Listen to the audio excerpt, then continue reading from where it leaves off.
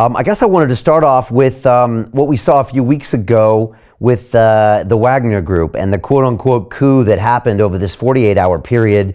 We were trying to get news. There were Twitter spaces involved. There were things coming off on Telegram. And I got to tell you, Colonel, I was watching it and I just didn't trust anything I was seeing or hearing. But at the same time, obviously something was happening. And I'm really curious on how you monitored it in real time, what you were thinking in real time, and did your conclusions change 24 hours or even 48 hours after that?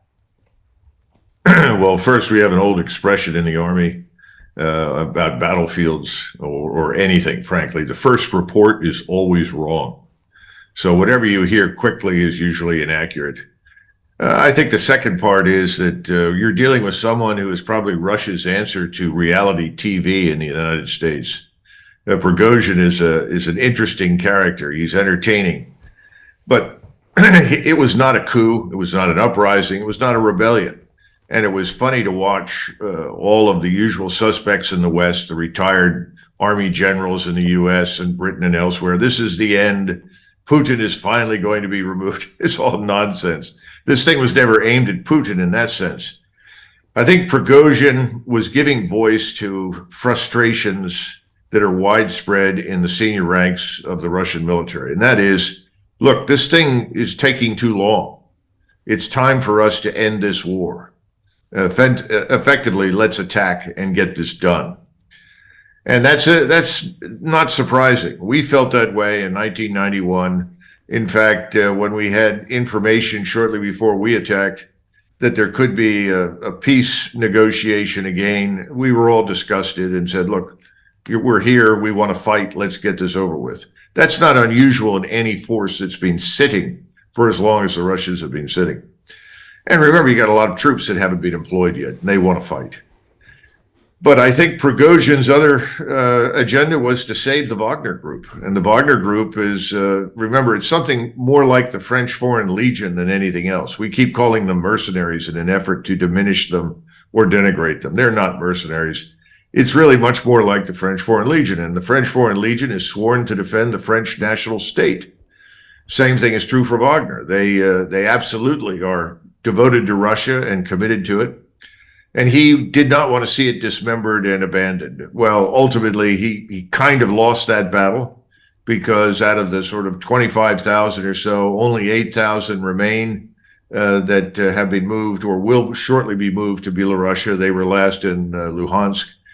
He bloviated as soon as it became clear that this was being mistaken for something else. And we have a lot of evidence to suggest that the Air Force commander who committed attack helicopters against his small contingent of 3,000 or 4,000 did so on his own initiative, that was not ordered by Putin.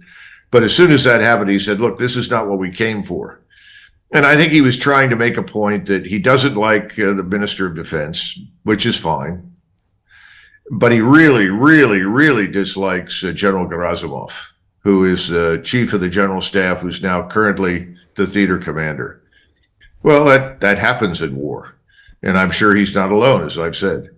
But beyond that, there was nothing much more to it. And I think we will see Wagner again in a different form operating out of Belarusia. Has the group itself disbanded? Is it still there? What is the status of that elite? About 2/3 of it was offered the opportunity to sign contracts with the Russian army, and they've done so. The other 8,000, as I said, are getting ready to move up to Belarusia as soon as the facilities to house them are finished.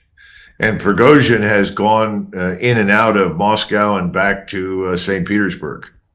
Now, what happens with him at this point, whether or not he'll show up again, who knows? But he's certainly not the traitor that people thought he was initially. That wasn't his intent. He's enormously popular in Russia, as is the Wagner Group. I mean, these people are seen as heroes and was considerable justification for the fighting that they've done in places like Bakhmut. But the Russian population itself wants this war to be fought and won. They're sick of this long wait. But that has much to do with Vladimir Putin's view of things in the West and his desire to avoid a larger war with NATO and the United States.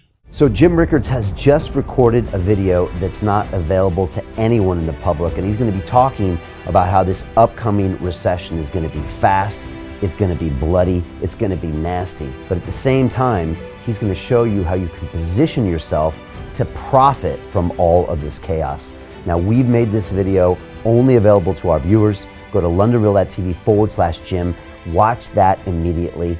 I can't say enough good things about Jim Rickards. He understands the global economic system better than any guest I've ever had on London Real. His predictions are almost uncannily true, and you can learn how to profit from his vision, from his expertise, and his understanding of economics. So go to londonreal.tv/Jim or click the link below. It's an excellent, excellent look on what's going to happen in the future and how you can position yourself to profit from that. Jim is one of the best in the business, one of my favorite guests on London Real, and he's very, very good at predicting the future and showing us all to profit from it. So click the link, and I hope you enjoy.